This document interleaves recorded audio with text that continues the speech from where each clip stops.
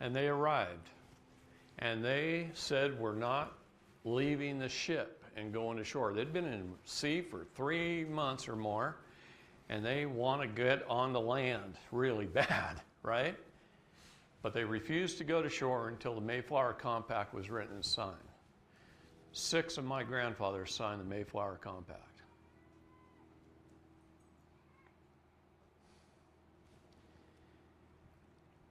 When they went ashore that first winter, with no homes built, not knowing where they're going to get food other than game they could get out of the forest, couldn't grow any fruits or vegetables, and sure as hell didn't bring enough with them. Half of the 116 people on the Mayflower died first winter. Half. That is an incredible thing. One of my grandfathers had a son at sea. They named him Oceanic. Oceanic was his first name. Oceanic Hopkins. There's several books written about his father. His father first came to this country. He would have been the first ship to land in Virginia before Captain Smith. But they hit a tropical storm off the southern eastern coast. They capsized and swam to Bermuda. 14 of them made it out of 140. 14 made it. With no tools, just the clothes on their back and no food. They built 2 rowboats and rowed the 99 miles from Bermuda to the coast of Florida, and then up the coast, knowing there was other ships coming to Jamestown, Virginia. And when they got to Jamestown, Captain Smith had just arrived. Their ship had been damaged. So he indentured himself as a servant, slave, to Captain Smith for 2 years in order to pay for supplies and food and to help the 14 people that came with him. 2 of those died along the way and 12 made it. Okay? He was still indentured to Captain Smith when Captain Smith had to sail back to England. So he didn't get to remain on the shores that he loved. He went back to England. During the time that Captain Smith was in England is when his indentureness ran out. And now he's stranded in England with no money, nothing. He started a business. He became a very wealthy businessman between 1609 and 1620. And he had had 3 children and got married during that time. And they all jumped, and his wife was pregnant, and they all jumped on the Mayflower. And she had a baby at sea named Oceanic. And he was the only one that arrived on the Mayflower with previous Indian experience and American experience. Okay? And they wrote a book about him that when he got off the Mayflower, he knelt down on the sand and he says, "On these shores I shall live or die forever." That he was never, ever going back to England. So, that's fortitude, okay? The fact of the matter is we've gone to all these years in school and we just haven't been taught the truth. Not only have we haven't been taught the truth, we haven't had one single law class, and every day since we got our driver's permit, we've been dealing with the law. And that's what I want to change. We all have to learn enough to stand. And if we can do that, go out there and gather people and start teaching them. We all need to put on our own little classes. We need to teach our own family and our family's family and our friends and our grandkids how to stand up. Because it won't be long before I guarantee they might take one of your grandchildren. The odds are 1 in 5. 1 in 5. My child is not a commodity. Okay?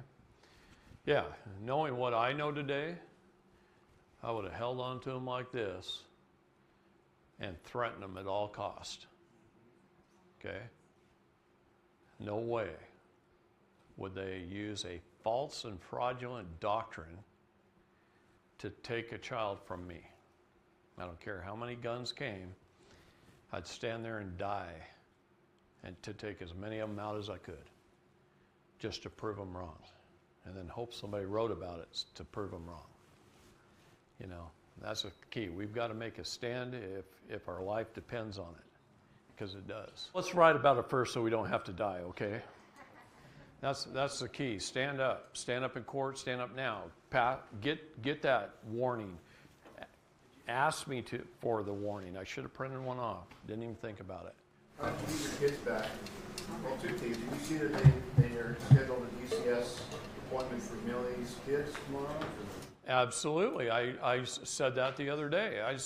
I commented on that the moment I found out yesterday morning. I commented that the next thing that's going to happen is they're coming for her kids. Yeah. Yeah, I did. Well, they're already going after our elders. Okay, that is a real sore subject with me too, because I get tons of phone calls every day from people whose parents are being abused in these homes. Isolated, abused, not being allowed to visit, drugged, even killed and murdered. In fact, I got a person that I've helped quite a bit over the years, and his new wife, they've only been married about a year, she has worked for 20 years in an old folks home in Indiana. And she was listening to me having a conversation about this and just cried and cried and cried on my shoulder about it. She is absolutely devastated from what she's watched in the 20 years she's been there, and didn't realize, I don't know why people don't just see it and say, hey, gosh, that's wrong, this can't happen. But she didn't realize that hospice was literally killing people in these homes.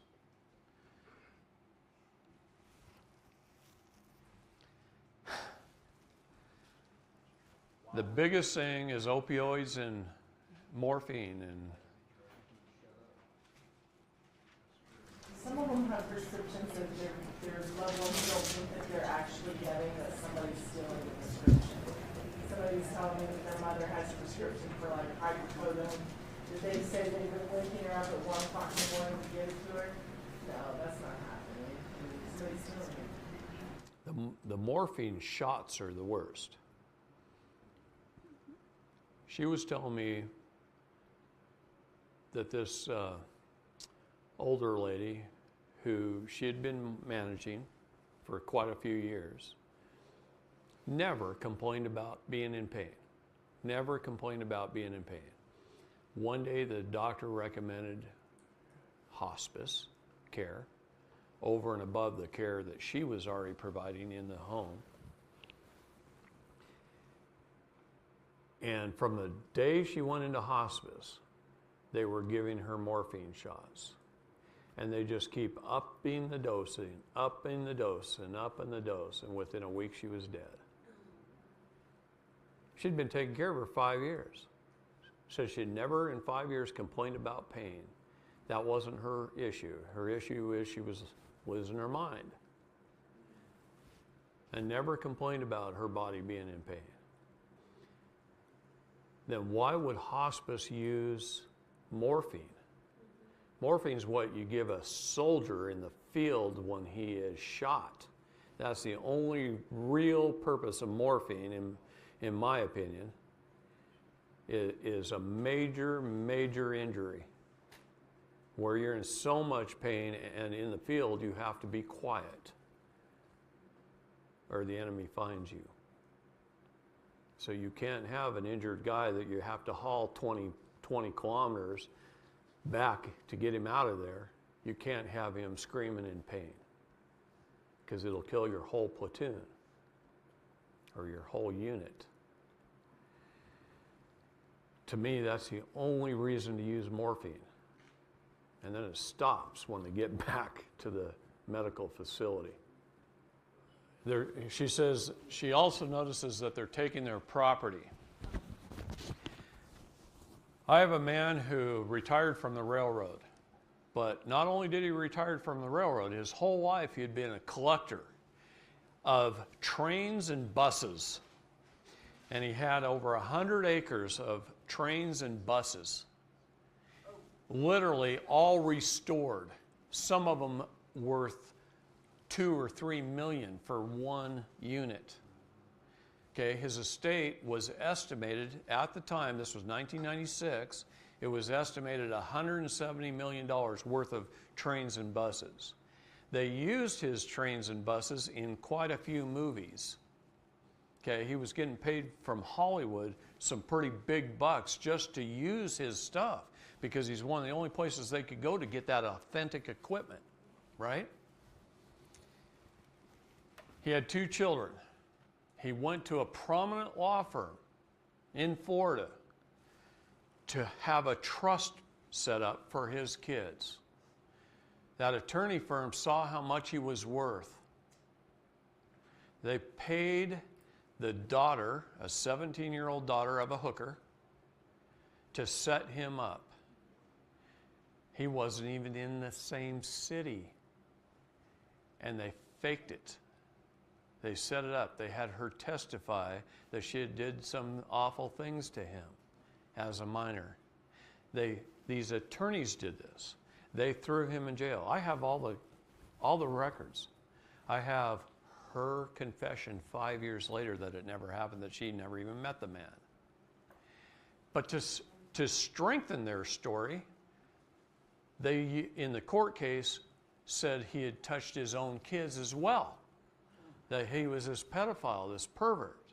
Now he's in a Philadelphia prison at 80 years old. He never committed a crime. He's been there since 1996.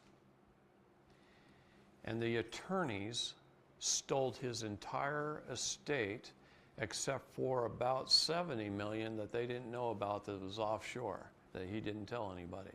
But he's got about $70 million down in the Cayman Islands that they didn't know about. But everything here in America, they stole. He also ran the Hebrew Foundation for America to benefit Hebrew children here in America. And he gave a lot of money to Hebrew children because that was his heritage. And now he's in prison. He's 80 years old. I'd like to get him out. And this COVID thing came along. We were ready to start it all, and this COVID thing came along.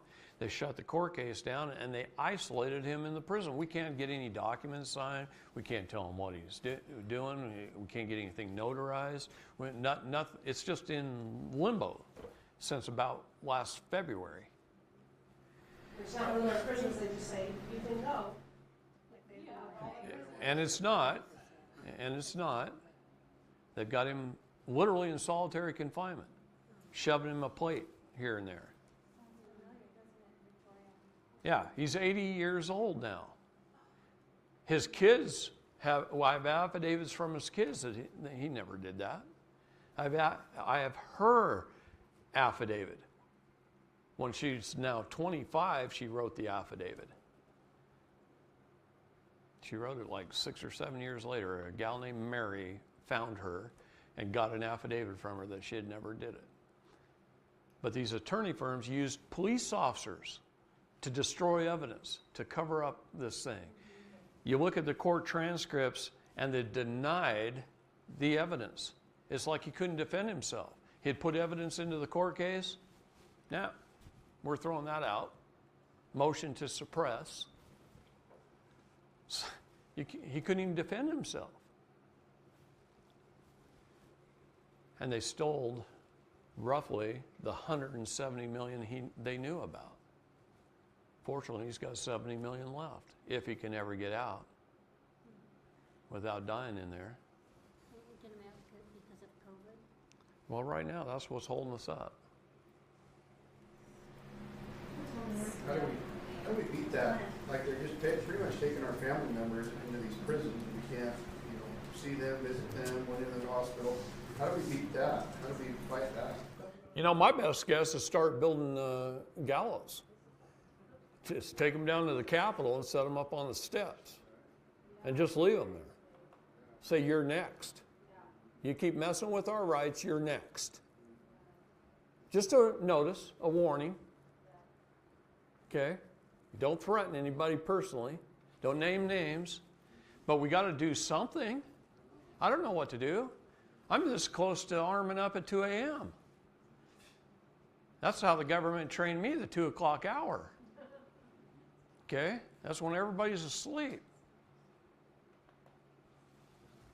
I'm not saying we should cross that line. We shouldn't. We got to do everything we possibly can before it comes to that. If not, they're going to start shooting, and then it will be at that. Once they fire the first round, it's open season. But that's what they want. That's right. They want us to open the first round. We can't do that. That's what I'm trying to tell you. We can't do that. But we got 90 million veterans in this country with firearms. And they're all buying more every day. I'll be honest, quite honest with you. I get quite a few visions all the time. Visions. God opens things up to me. And I've seen the Civil War. It's talked about in the Bible, by the way. And I've seen it. And we have 7 years of turmoil after the Great Awakening. So people are got to wake up, and pretty soon we got to stand up. Right now we're in the middle of waking up. So this is the process of waking up right here. We're all involved in it in this room. So when did the 7 years of turmoil start, or has it been? It's going to start approximately March 18th of 2023. Gregorian calendar is not right. You want to talk about that for a minute? Yeah. Our calendar is not quite right. We're supposed to have 13 months of 28 days, with one day, the day of resurrection, Easter, as a neutral day. That's our 365 days. We've actually got 13 constellations, not 12. This same calendar is very close to the Mayan calendar, but it's also very close to several ancient Sanskrit calendars. What does sept mean? 7. I thought that was the 9th month. What does oct mean? What does nov mean? What does dec mean? It's supposed to be the 7th, 8th, 9th, and 10th month. Jan is 11. Feb is 12. March is 13. April is our first month. Babies are born in the spring, the 1st of April, Easter. This is the start of our new year. This is the start of spring when the flowers start coming up, the grass starts coming up, the trees start leafing out, the babies are born. That's the first day. Our neutral day, day 1, the day we rest and celebrate the resurrection, the new beginning, the beginning of Christ. April is month 1.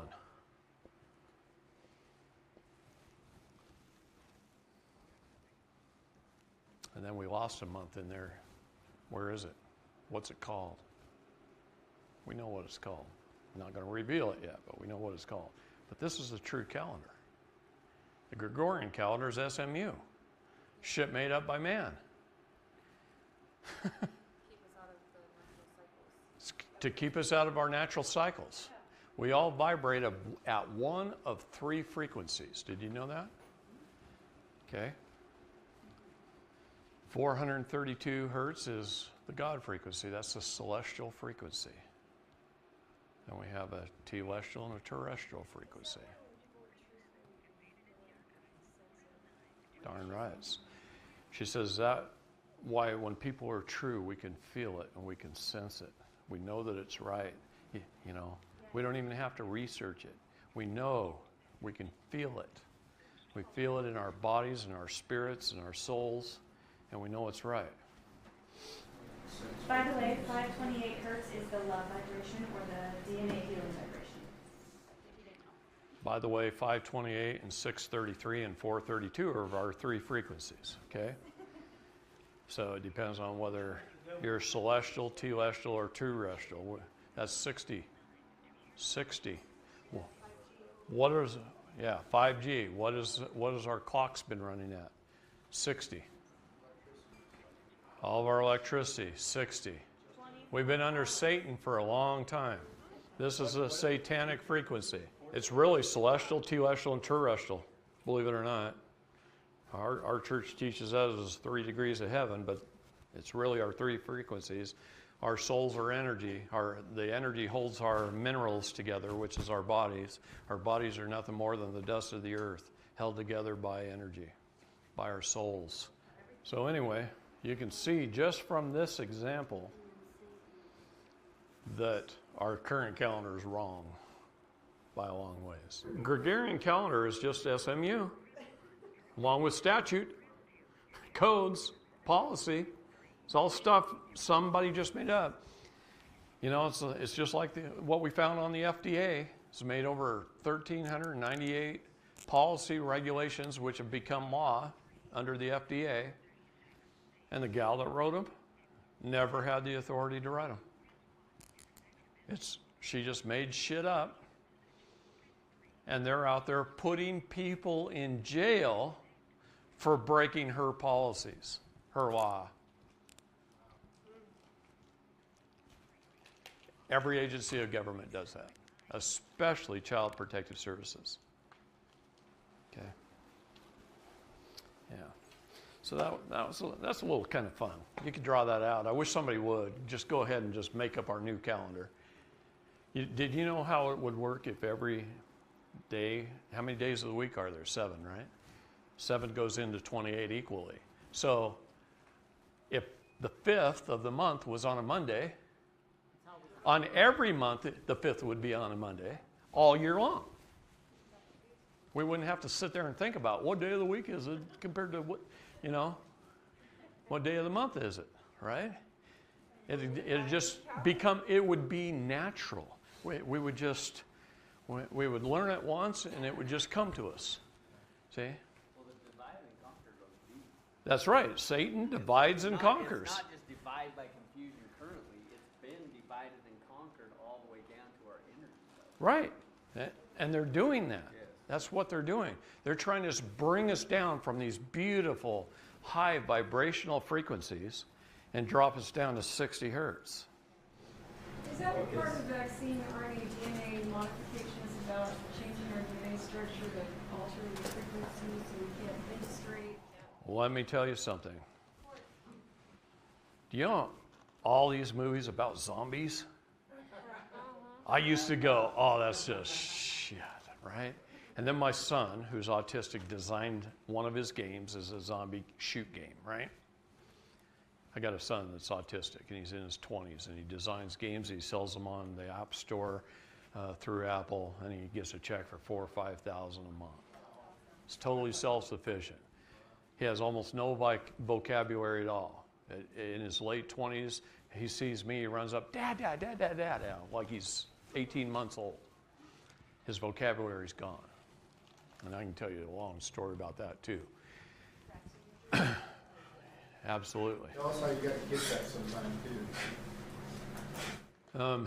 Yeah, a good mentor. That's why I decided I would be a good mentor. It's because without him, I don't know what would have happened. I fought for my kids. I got them back right away. 3 days. 3 days, I had them back by 5 o'clock. You know what I did? He told me exactly what to do, so I guess I'll tell this little short story. All right. First of all, after they took him from the hospital, and the cops stopped me. The next morning, which that night was a very bad night, I almost committed suicide that night. I had just gone through a divorce 6 months earlier. I was a single dad, raising 6 kids under the age of 8. And I just started a new business 25 miles up the freeway. So I had 2 babysitters coming over every day. Babysitters recommended to me by the state on their list of approved babysitters. And I'd leave for work. They'd show up a little before 7 every morning. I'd leave for work at 7. I'd get home at 6, and they'd go home. Until that one Friday night. And what I found out later is they'd been covering for each other. So they'd both show up, then one would leave and go do their thing after I left, and come back, so they were both there when I came home. And then the next day, they'd swap. So not only were I paying 2 and getting 1, but yeah. So anyway, that next morning, I went to the police station, the sheriff's department actually, and I told them I wanted to file a kidnapping, that my kids had been kidnapped. It was a plain white van, didn't really lie to the sheriff. I knew DHS had took them. I mean, but he said he can't do that for 48 hours. He said, just wait till Monday morning, go check with DHS. I ain't waiting till Monday morning. I'm going down there on a Saturday. They could be dead by then if they were truly kidnapped. Correct. But that's how they are. They got to be missing like 24 hours. Anyway, I go down to the DHS and I start knocking on the door. And pretty soon I see somebody way down the hallway, and I start knocking on the door until my knuckles are bloody. Finally, they came to the door, and they weren't much help, which I knew they wouldn't be. But what they said is, I said, I'm here looking for my kids, the straight children. Where are they? She goes, I don't know anything about that. Great. That's all I wanted to hear. Now I went back to the sheriff and I said, hey, I went to DHS, got a hold of somebody. They don't have my kids. Little fib. They don't have my kids. And he says, all right, I'll take the report. And he took the report. His attitude sucked. I didn't think he was going to do anything. But when he came back out with the paperwork, he also brought this little white business card, and it had this guy's name on it with a phone number, and it said retired. And that was it. That's all that was on that card. He said, here, call this guy. He helps people just like you.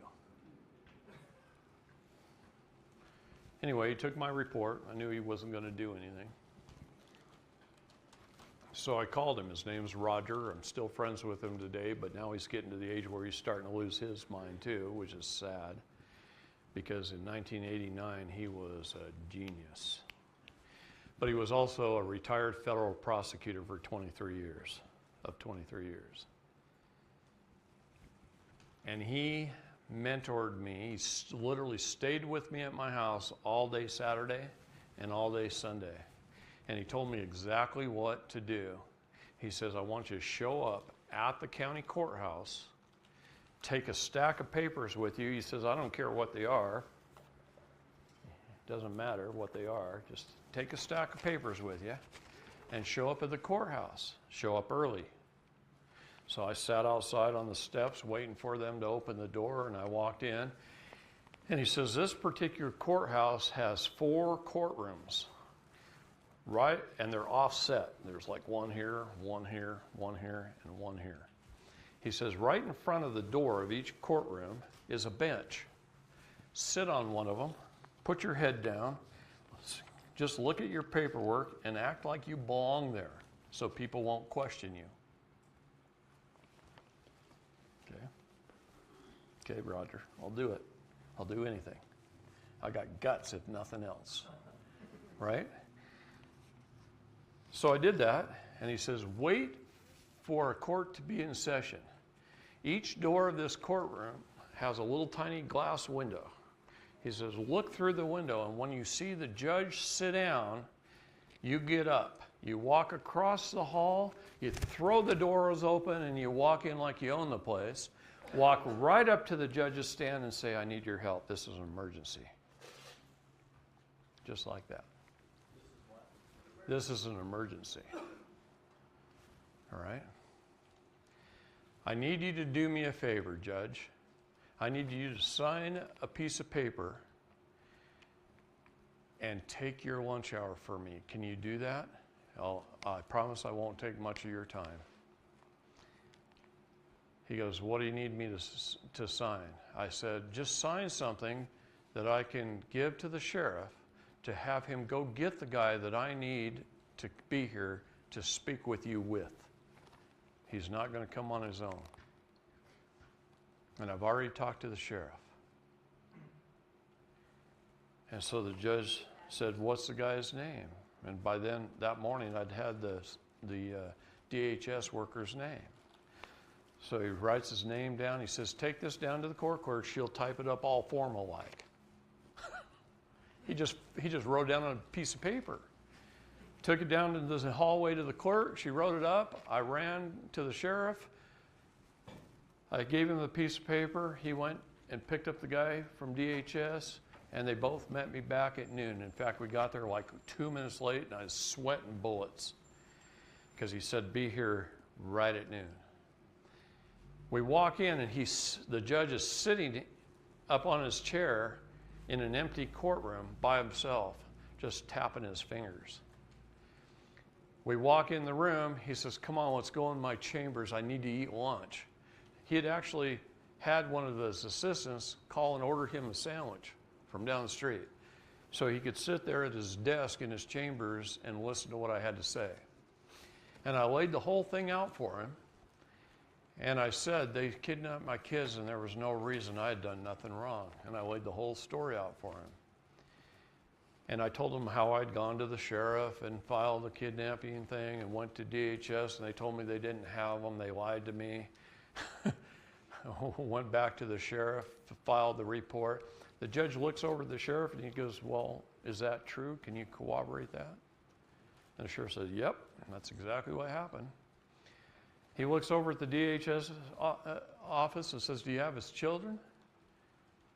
And he says, yep. And then he looks at me and he goes, well, this is your court. What do you want to have happen here? I'm 26 years old. I don't know shit about what I'm teaching you now, right? I don't know anything, just what Roger told me to do, and he didn't tell me that part. So the only thing I could think of was, I want my kids back by 5 o'clock, and I want him fired. And I want him fired.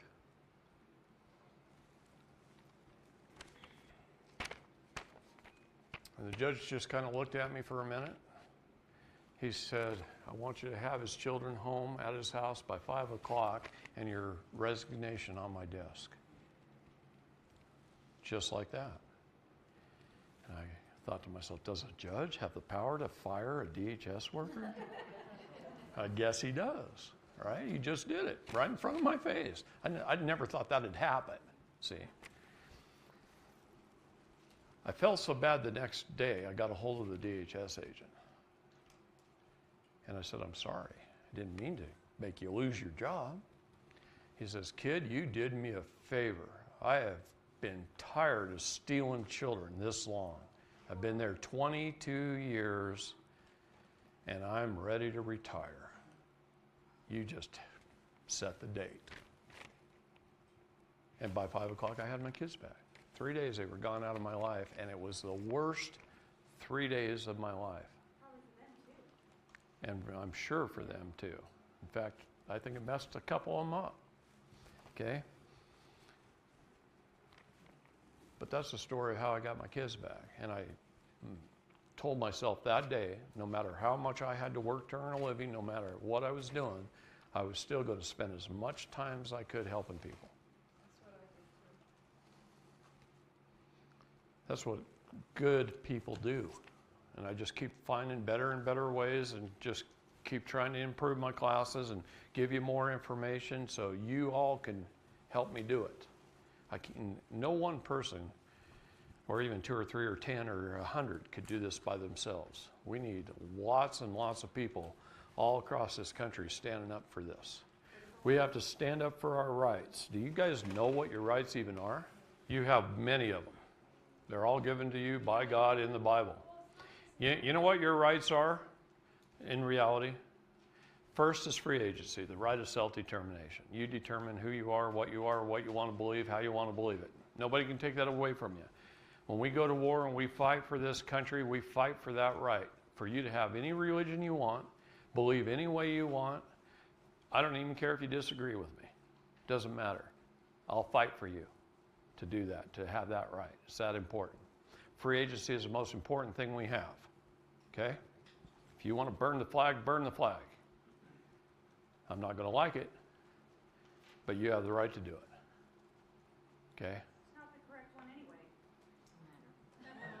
Thank you, sweetheart. It's the war flag. When you fly the war flag on your vehicle, you fly it in front of your house, you're designated your house as a military installation. And the government can show up anytime and come in your home. You fly the peace flag like I do at my house, like she does at her house, they can't come in your home. Okay? Think about that. We're all out there being patriots, and we're all standing up there, and everybody's flying that war flag. They have no idea what they're doing. Most patriots, as good as people as they are, as much as they love this country, as much as they fought for this country, and a lot of them died for this country, they don't know what they're patriotic to. The Pledge of Allegiance, I look at these guys refusing to put their hand on their heart and pledge allegiance. Do you know who wrote the Pledge of Allegiance? Or should I say, who was hired to write the Pledge of Allegiance? Bellamy. Bellamy was a communist, hired by the government through Edward Mandell House's plan, same plan. Bellamy was pre-Edward Mandell House, but it was basically the same plan. It's a system of pledging, to pledge your allegiance to something. The only thing you should pledge your allegiance to is your God and your family. Okay? Not a government. If we put the flag upside down in the window, a lot of CPS parents under siege have suggested posting the flag in the front window upside down. Is that a violation? Is it a violation? No, it's called a distress flag. You're in distress. Come in my house and help me. I'm in distress. Come take me away. Come put me in a FEMA camp. Come do whatever, because I'm in distress. I can't take care of myself. See, what I'm trying to teach you all is to be sui juris, to be of one's own rights, to take dominion, to stand upon your own 2 feet and say, I'm not in distress. I'm at peace. Leave me alone. That's what I'm trying to teach. What that means is you're in distress. That's just doing exactly the opposite. It was really controversial. A lot of people said that's going to cause you even more problems. And they're right. Those people are awoke. They're right. See, we don't realize these wonderful patriotic groups. I love them with all my heart and soul because they're standing. But they don't know what they're standing to, or for, or why, or how. And it's sad. Okay? What about putting Z tags on your door, like the black and under your house? Would that work? Regulation Z. Everything is banking. Why not? Yeah. What is regulation? Stick it on the trunk of your car. I do already have them. But this one, they're already on. Regulation Z is under banking law where they owe us a republic form of government.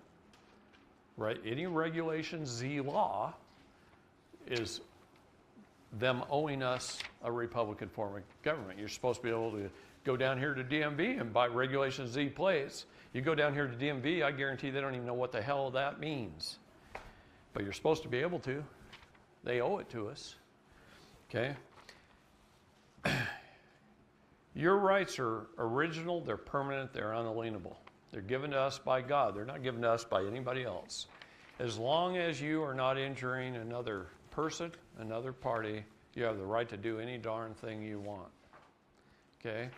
You have the right to life, freedom, health, and the pursuit of happiness, the right to contract or not to contract, which is an unlimited right.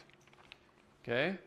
You have the right to earn a living by being compensated with wages, a salary, or any trade goods in fair exchange for one's work.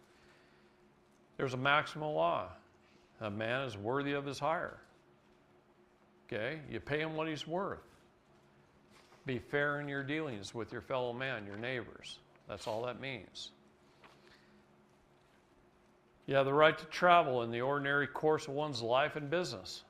Yeah, the right to privacy and confidentiality, free from unwarranted invasion. Oh my God.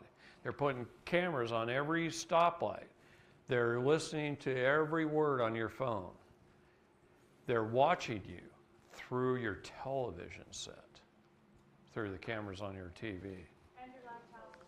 Through your laptops, through your desktop computers, through your phone. Mr. Straight, is Alexa hard linked to the satellites? Yes. Oh my gosh, please go throw that Alexa as, I don't have one, but I can. yeah, Watch iRobot for that reference. all of them. Every brand of that type of deal is listening to every word you say. There is no privacy. There's no doctor-patient confidentiality thanks to Obamacare. Nothing you say to a psychiatrist, to a doctor, to anything is safe. Everything is coded. It's held on 3 supercomputers at the University of Texas in Austin. Any pedophile trafficker can access those computers. They set up businesses just to do that, just to track you and your medical. They can track a woman who goes to her gynecologist and thinks she's pregnant. She gets tested, she's pregnant. They follow that baby. They'll know if it's got green eyes and blue hair. I mean, they'll know everything. Okay? And then they can target you. And don't think they don't target you. They target people all the time. I've proved that. I've proved that to the Department of Justice. Look, who is the most powerful man in our world right now? Huh? No? I'm gonna blow your mind for just a minute. Tesla? Who is the most powerful man in the world right now? No. Peter Thiel. T-H-E-I-L. Peter Thiel. You know why he is the most powerful man in the world right now? He has all the data of everything. Everything you buy, all your finances, everything you say, everything. He has all the data in the world. Is that the NSA guy? Worse than that. They developed a whole new agency. Look in St. Louis, Missouri, and Virginia. Okay? They have it all. Peter Thiel knows everything about everybody worldwide. He's all got it on data. His search engines can pull up anything on anybody. He knows you're sitting right here in this room right now. He's got your GPS coordinates. He's watching you. He's watching you through facial recognition software. He's the reason people are wearing masks. It's to train the AI on their facial recognition software to recognize just your eyes right now. They already knew how to recognize your whole face. Now they're learning how to just recognize your eyes. Well, let me tell you something. I'd rather be free and stand for the right principles and be targeted than to be a sheep and be led to the slaughter. Okay? Those who comply are the first to die. The right to privacy and confidentiality, free from unwarranted invasion. The right to control and hold one's property lawfully without trespass. The right to self-defense when threatened with harm, loss, or deceit. Let me read that one again. The right to self-defense when threatened with harm, loss, or deceit. Isn't everything I've been talking about? They've committed fraud, they committed fraud, they committed fraud, they commit fraud. Police officer pulls in his car, he walks up to us, he starts talking to us, he's committed fraud. Don't put that in his face. I'm just telling you. Okay? And we have to know how to handle that. That's the hardest part. It's handling things properly. I don't want you in jail. I don't want you hurt or injured. Avoiding the bear traps. But still standing strongly upon your 2 feet and not giving in even an inch. See, that's the problem. You give them an inch, they take 2. You give them 2, they take 4, and so on. And that's what's been happening for 150 years. Enough is enough. The right to due process of law with notice and opportunity to defend. I want to make it clear, I am not anti-government. I am all for government. President Trump is my president. I respect him more than any president I've ever served under, and I've guarded 2 of them. 2 presidents I've guarded. Don't make me say it.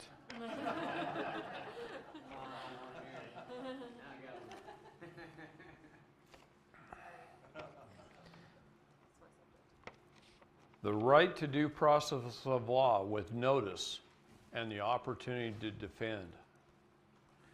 The right to be presumed innocent, suffering no detention or arrest, no search or seizure without reasonable cause, without the proper due process, without the correct warrant, when arrested, without being taken immediately in front of a magistrate. If you get cuffs put on you and you get thrown in the back of a car, you demand immediately to go in front of a magistrate directly. Don't pass go, don't collect $200, don't stop by the jail, don't stop by the police station first. Take me to a magistrate where you declare your innocence, and chances are good the sheriff will be taking you home and apologizing. Okay? Most of the time. As long as you're nice. Okay?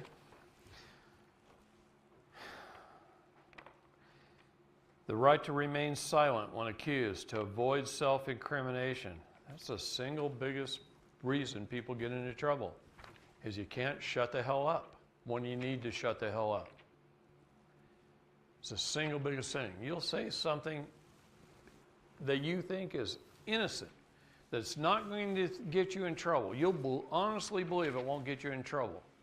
And they'll twist it on you and get you in trouble because you opened your mouth and said something. Never answer any questions. Your very first words to a police officer is, I don't answer any questions.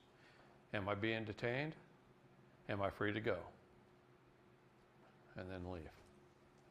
And how they twisted it now is even if you have light conversation, even about fishing or anything, it gives them an opportunity to explore more into what you have. And even it's just light conversation about fishing. It's consent. You're being chummy with the cop. If you open your door and step out on the threshold, close your door behind you, you've given them consent. You've attempted to make contact. If you let them in your house, you've given them consent. You talk to them through the door. Don't be rude, be nice. Hey, officer, you having a good day? I hope you are. But right now you're trespassing upon private property. What are you here for? And you'll let him say what he's here for. Okay? And then say, I'm sorry, I don't answer any of those questions. This is your notice. You're operating under Title 18, Section 242, deprive me of my rights under the color law. Have a nice day. Go home. You let him in to collect bodies? Well, if he comes in forcefully, he's going to be leaving in a bag in my house once I've given him a proper warning. I'm not going to fire on an officer without warning. I'm going to do everything I can in my power to verbally and nicely tell him he has no right to speak to me. But as soon as he declares war and forces himself upon me, he's fair game. Okay? Do I want to kill somebody? No. Absolutely not. It's the last thing on earth I want to do. I'd like him to go home to his kids, and I'm going to tell him that. You got the opportunity right now, officer. Turn around, get in your car, leave, go home to your family. But come in my house, deprive me of my rights, and you're going to leave in a body bag. I'm not going to tell him he's going to leave in a body bag. That's a threat. But that's exactly what I'm saying. And I think he'll get the point just from the tone of my voice and from how nice I'm being. Okay? I'm not telling you to go shoot cops. I love police officers. Many of them are my dear friends, and they're good people. And I'd love them to come over and have a cup of coffee and sit down and let me teach them what I know. Because once I teach them what I know, they won't be writing tickets for statute violations, I can tell you that. Okay? You know, Gina's son-in-law, I sat in her living room. I taught him quite a bit about it. He went back to the City of Logan Police Department. And after about a week of not writing any tickets, they took away his car and reassigned him to the jail because he refused to collect revenue. It only took me a couple of hours one evening over dinner at Gina's house.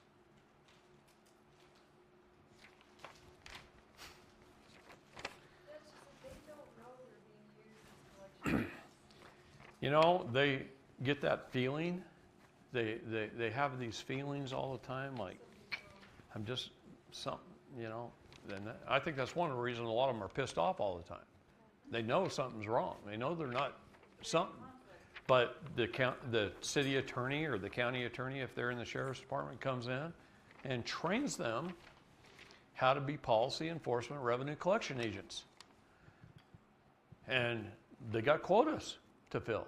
If they don't write a certain number of tickets a month, bring in a certain amount of dollars, it doesn't pay their salary. They got to cover their own salary and their own cost of their car and their uniform and all. That's how much they got to write every month.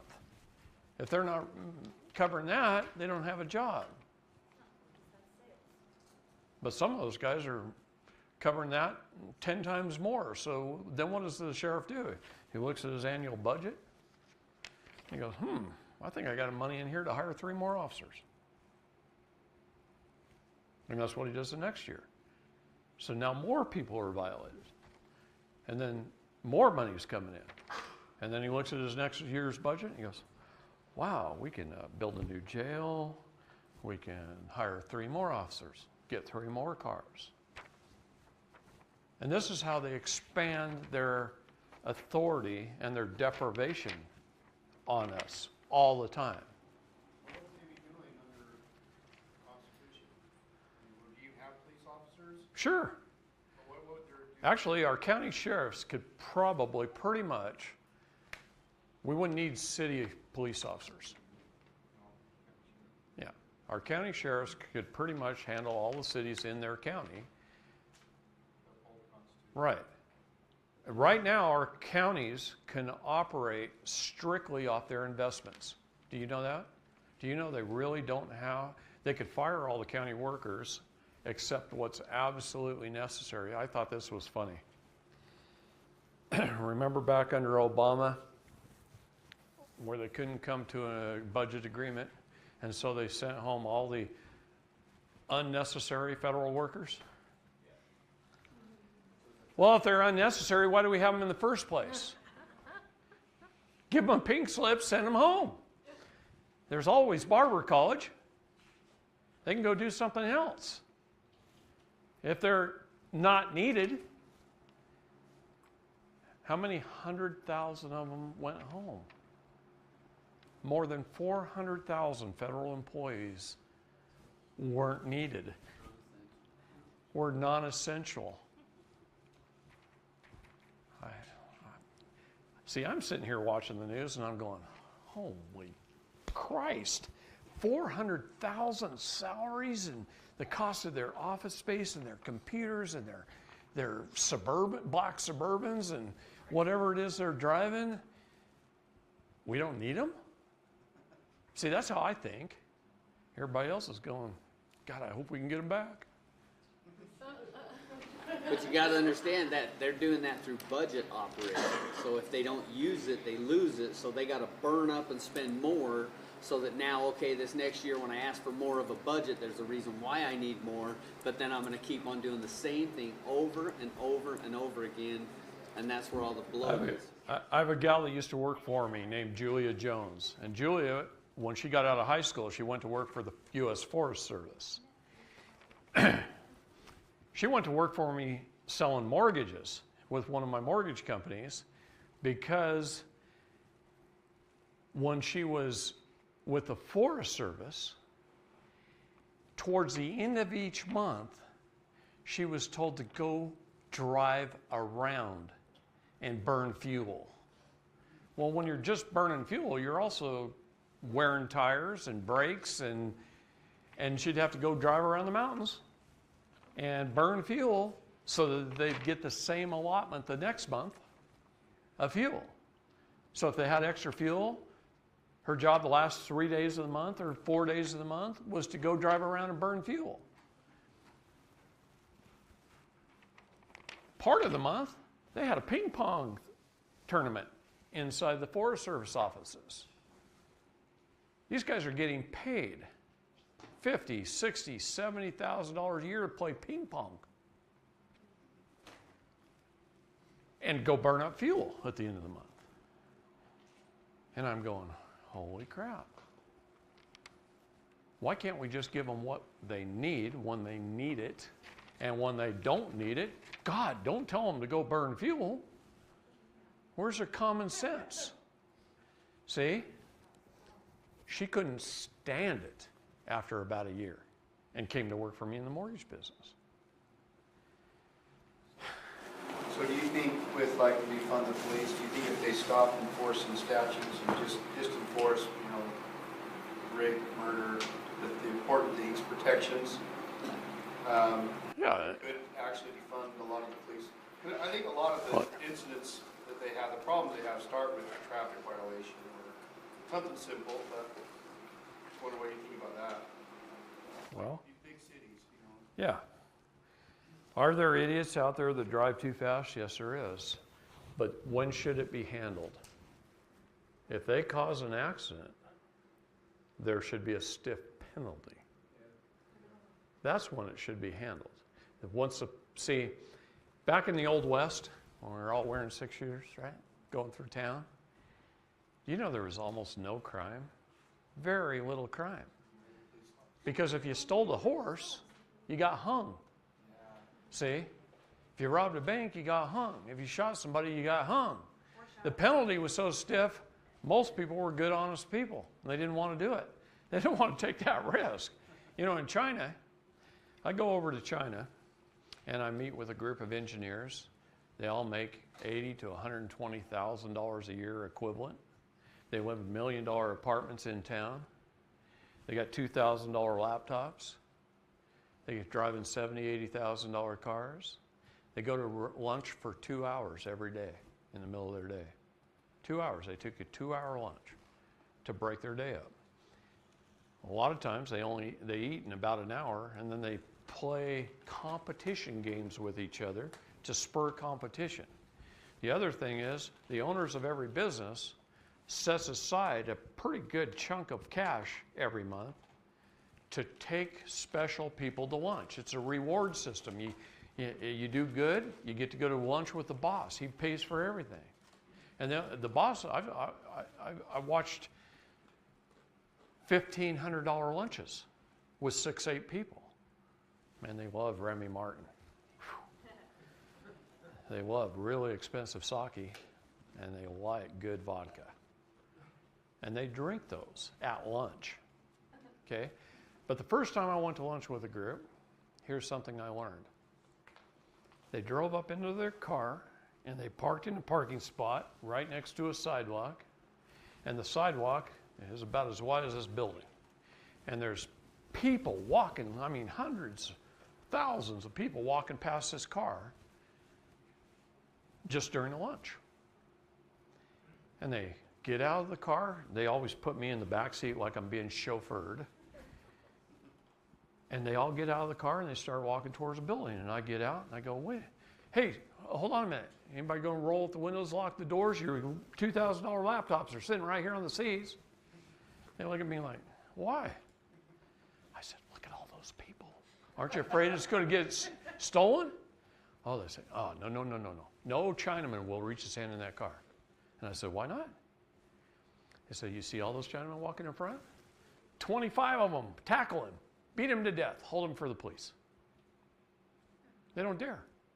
And if they steal something, Oh, they do shop there. or a finger, Or something. or something, or beat them to nearly to death, they don't tolerate this. They take care of their old people. They believe it's a sin for their old people to die in a hospital. They're supposed to die at home where they're comfortable with surrounded by their family. They take care of their children. They take care of their neighbors' children. They're good people. And they all want to be sovereign, and they know the government's communist, and they know they get paid well, and they know they fly down to private islands and go gambling. And they all drive black Audis, so they know when they're coming and when they're not. If you got a black Audi, you're with the government. Nobody else will buy a black Audi because they want to know when the government's coming. Okay? And they just avoid them like the plague. They don't talk to them. They think as long as they pay them well, so they can go gambling, so they can raise their family well, they'll leave them alone. And they do, for the most part. The Communist government of China, the military might of China, they don't really pay much attention to the people. They pay attention to other countries, what other countries are doing, and how to compete with other countries, and that's what they mainly do. Unless somebody is standing up against them, then they'll destroy them, for sure. They don't want people standing against them.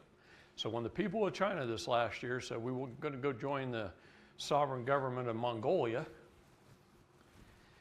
now you got 1 million Chinese Communist government, military might, trying to destroy the 2 billion Chinese people. Keep them in a place under rule. They're going to starve them to death. They're going to flood them out, cause weather, starve them to death. There won't be any food. They can't grow any gardens. Heck, their pigs and their cows swam for high ground. You know? China's underwater right now. It's ridiculous. And then even land that looks like it dried out. Did you see the mudslide yesterday? Oh man, hundreds and hundreds of homes. This mudslide must have been a half a mile across and 4 miles long, hundreds and hundreds of homes. And it looked like this in the center of it and around the homes. It looked just like this. And it's like all of a sudden the ground just liquefied and it just moved. Could that be an opportunity for some of these people to get out? To where? See, one thing about China's borders is pretty hard to leave. You got to apply a long time in advance to leave. I was in China at a dairy farm. I was selling hydroponic equipment, helping this engineering firm get started. And went to this guy who's considered a fairly wealthy dairy farmer, right? He owns lots of land, he owns lots of cows, he's rich in China. And he introduced me to his daughter, who's about to graduate from high school. He says, can you do me a favor? Now, understand, I'd met the guy about 1 hour before. I'm from a different foreign land. And he introduces me to his daughter. He wanted you to marry her? No. He wants her to go to school to one of the best colleges in California, right? And he says, can you do me a favor? And I said, what's that? He tells his daughter something that I can't understand. She goes in the house, she comes back out. She brings out this suitcase, sets it down. He opens it up. He says, you think 500,000 American would be enough to get my daughter a house, get her set up at the school? Would you help her do that? I can't leave the country. I have to dairy farm. I can't take her to California. She got visa, applied for it 7 years ago. She had to apply for it 7 years in advance to come to an American school.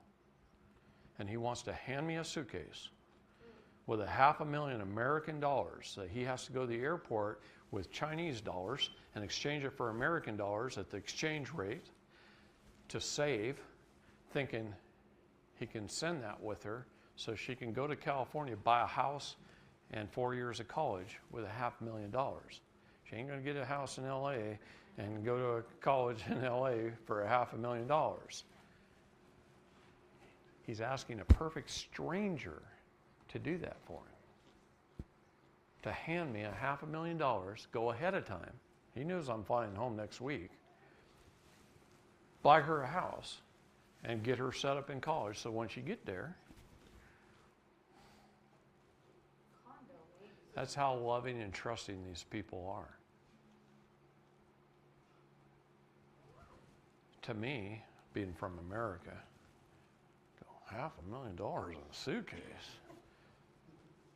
I can't even imagine giving that to one of my best friends and trusting him to go buy me a house, put me in college, right?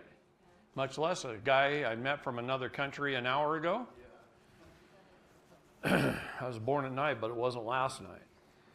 Okay, the right to equality in the eyes of the law and to equal representation. The right to trial by jury, being an impartial panel of one's peers. What did I tell you the legal definition of the word peers was? It's someone from your own neighborhood who knows you, who knows your situation in life. What if he knows that you can't hardly keep your lights on, you can't hardly keep your children fed, and you went to the store and you stole dinner for your kids because you had no money before your next paycheck? He knew you were an honest man, but that you had to do something to feed your family. I think the jury would be fairly lenient in that case, don't you? If they were a jury of your peers. But what does our court system want us to do? They want to find a jury from the next county who has no idea who you are, doesn't know your character, doesn't know anything about you. How can they judge a man if they don't know who you are? Okay? You said that we had to ask for that in a specific way, not a trial by jury. A trial by jury, not a jury trial. Yes. The courts will try and force you, if you want a jury, they'll force you to have a jury trial. A jury trial, the judge knows that he can override the jury. If he doesn't like the outcome.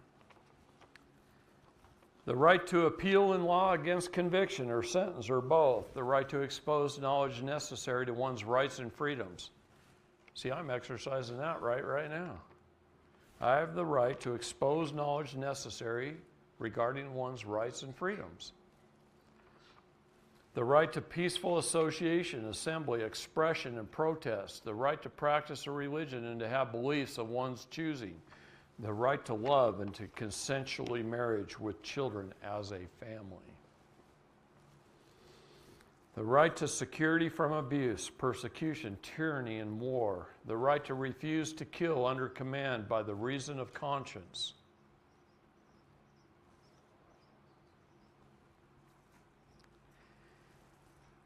The right to live in peace and be left alone when you're law-abiding. You have the right to be left alone, to live in the pursuit of happiness, okay? That second, the last one, hurt a little bit to read that, but a lot of times when you serve this country, you're forced to do something that you shouldn't do. And very few people recognize when they shouldn't. And I've watched orders be given to do something that was not approved to do.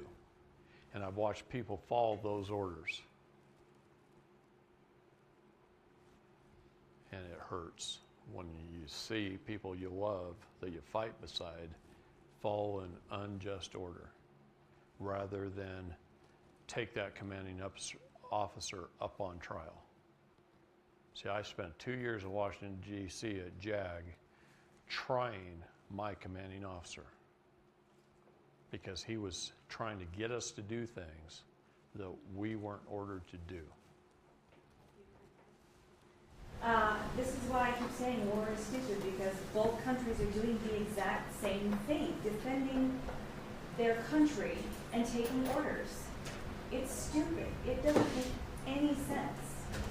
Well, we used to go to war for a reason, Yeah, not anymore. such as Hitler committing genocide. When people commit genocide, we should go to war. We should stop that at all costs. Right now, we should be taking out that 1 million Chinese government for the genocide on their people. Okay?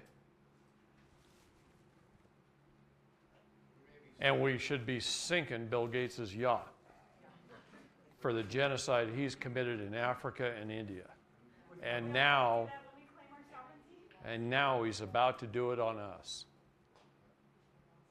if we don't stop it.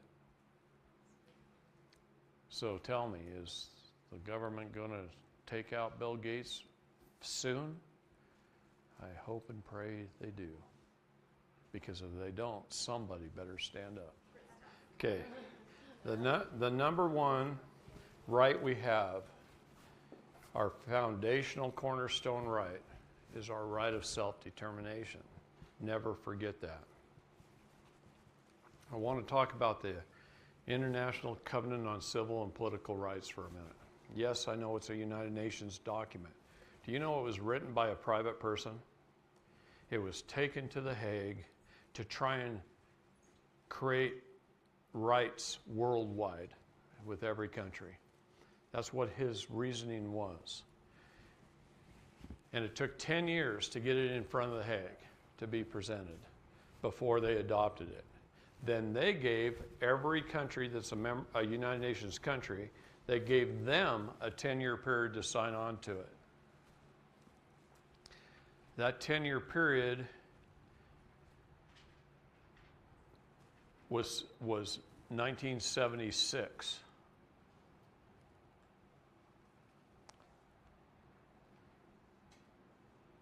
The United States refused to sign that until Russia signed it. Russia signed it in 1992. Russia signed the International Covenant on Civil and Political Rights in 1992, and then they went home and they rewrote the Russian Constitution. And one of the first things they did is elected President Putin. And he is absolutely loved by his people. And they recognize through their constitution a man and a woman and a person and the choice at any given time to be what you're supposed to be in that jurisdiction. They recognize that. They recognize the right to a family and the right to your children. And since 1992, Russia has been a freer country than the United States of America. The propaganda you hear about it here is false. They come over here and they buy our aircraft manufacturing. Bend, Oregon is known for its small aircraft manufacturing. We had Cessna plants there, Lance Air plants, King Air plants there, Epic Air manufacturing plants there. There's plants that make just specific aircraft equipment. There's another plant that makes an amphibious airplane. I can't even think of the name of it. There's all kinds of aircraft manufacturing in that area. You mean like a bat plane? It goes underwater? No. Oh. No, it's an amphibious. It lands on water, takes off on water.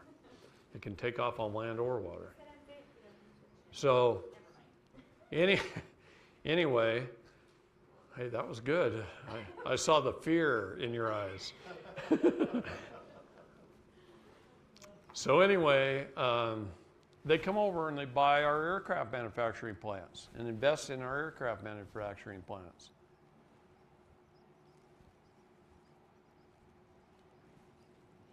They do all kinds of things when you go to Russia to show that they're freer than we are here.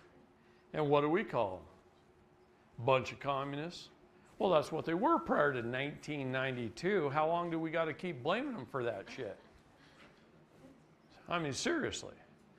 Do you know, I honestly believe that within 2 months of President Trump taking office, we would have had a trade deal with Russia and he would have been good friends with Putin and it all would have been fine, except the Democrats stepped in and stopped it by blaming Russia for helping him win the election and blaming Russia for this and blaming Russia for that.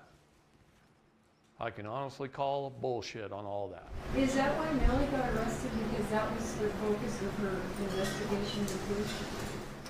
I knew the second I watched that video that she was in trouble and she should be protected, not at home with her kids. That's going to be a tough fight. It's another Julian Assange. It is exactly, or Snowden, or, I mean. My mentor taught me years ago. He self-taught himself with his own lengthy ordeal. He's super smart. He called himself Fair Williams online, Wade Nelson. He explained to me like this. I kept coming to him with these distraught parents whose kids just got taken and falsely accused. He said, if I commit a crime, a documented crime against my child, arrest me and charge me accordingly. But to just arbitrarily snatch a child on an unfounded, anonymous report by a possible vindictive ex-spouse or angry neighbor or whoever, and physically remove that child from me, and I don't know why, and I don't know who, and this is what he taught me he was teaching me how to help the parents on that phase of the. Well, that's why I'm trying to tell you. They do it under the two doctrines of parens patriae and loco parentis. That's how they do it. They do it because we're citizens, persons, and residents. We don't know our status. They do it because the state could claim to be the parent under a false and fraudulent doctrine that we let them get away with because we don't know it's a false and fraudulent doctrine. Let me ask you, how many have ever heard the words, unless you listen to my videos, how many have ever heard the words parens patriae before today? You know? I mean, on your own without listening to my videos. Very few people. ASFA and Title IV, the two acts of Congress that even set up our Child Protective Services agencies in the United States, say in both acts, which clearly states the intent of Congress, right? If they say it so plainly, they cannot take a child from a parent without the parent's consent, unless the parent, through proper due process of law, has been tried and found guilty of a felony. And then and only then, they must search for a relative to place a child with while that person is paying for their sin. When he's out, he's served his time. He paid his debt to society. He needs to get his kid back from that parent, from that relative. And only if a relative doesn't step up to the plate can they place it in a foster home, temporarily. If you go to jail for 5 years, on the 6th year, if your kid's still underage, you ought to get your kid back the day you walk out of prison. And the first thing they did in every case we worked on was they found a reason to disqualify every single family member. That's exactly what they try and do, 90% out of the time. Not only what I'm seeing it's even worse. Let's just say you got two parents, husband and wife, right? I mean, point at you, but I don't. Anyway, let's just say she's a drug dealer or a druggie. She's on meth, and he's the good dad. They'll take him away from the good dad, give it to her. Even though she's the one that signed the birth certificate as an informant, giving up the child in the first place. Now let's switch roles. He's a wife beater. He yells at his kids. He screams at them. The neighbors see it. They call into DHS. DHS takes the kids from the family. They put her through hell for 18 to 24 months, terminate her parental rights, and give them back to him, the abusive parent. They take them away from the good parent first and give them back to the bad parent. I'm seeing that all over this country. You know why they do that? Why? Because then once you got away from the tough parent, the good parent, it's easy to take it away from him. You screw up one little bit, and I'm going to just rip them out of your hands, and it's going to be easy because we've got all this evidence that you were the bad parent, or vice versa. Doesn't matter. Our moms are being told, you file a restraining order against him now, or you will never see your children again. 10 years ago, what I was seeing is I was dealing almost strictly with women because the woman signed the birth certificate application as an informant, they were taking it away from the women and giving them to the heirs, the hierarchy, the estate of the father. And I was dealing all with women. Now I'm dealing with men just about as much as I'm dealing with women. It's whoever's the better of the two parents is the one I'm working with, because that's the one they're taking them away from. The better of the two. Divide and conquer. And that's what I'm seeing now. That happened to me. That happened to me, but it was during my divorce, and CPS wasn't involved. The judge made the decision for that. Well, understand something, hon. On my trafficking flow chart, you know how many judges, guardian ad litems, and attorneys are on that list? Trafficking children? Enough to make you scream. I mean, they're trafficking children through our family courts. Let me ask you this. What gave a family court any authority? Oh, hold on. What gave a family court any authority? The mother unknowingly. No. Yeah. Okay. In a way, your consent, of course, gives them authority. But beside that, what gave them any perceived authority? The state secretary of state licensed their business. It's a private business, a private for-profit business, licensed as a family court. Not even really part of the judicial system. They kind of are. They have to follow certain judicial guidelines, like a doctor has to follow the AMA's guidelines.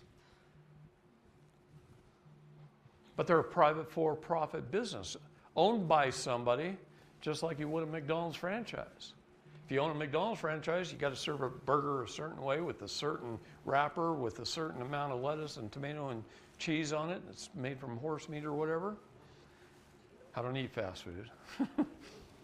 But what I'm saying is, the family court's doing the same thing. They're no different than McDonald's. None.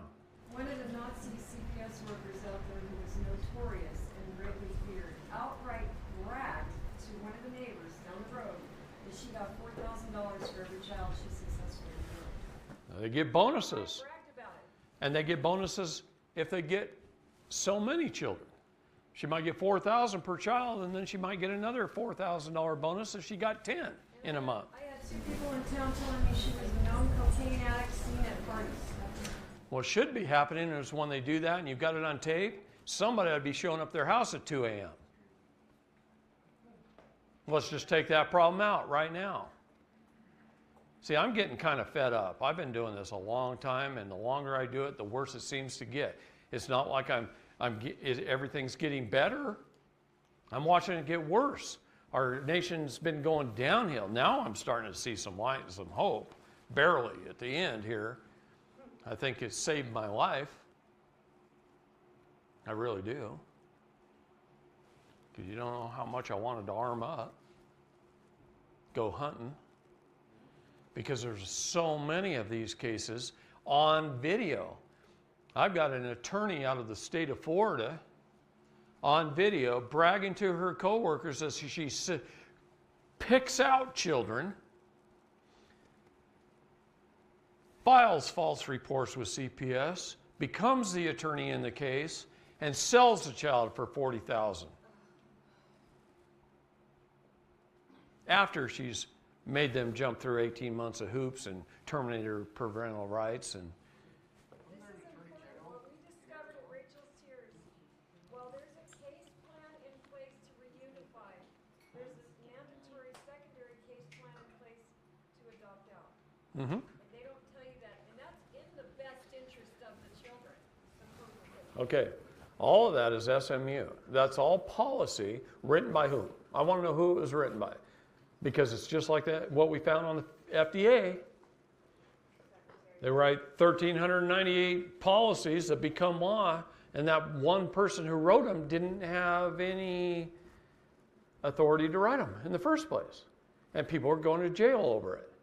I've got 4 people in jail right now over that. Okay, one more question, and then What's the code that you were referring to that says they do not have permission to take your child? it's not a code. It is an act of Congress.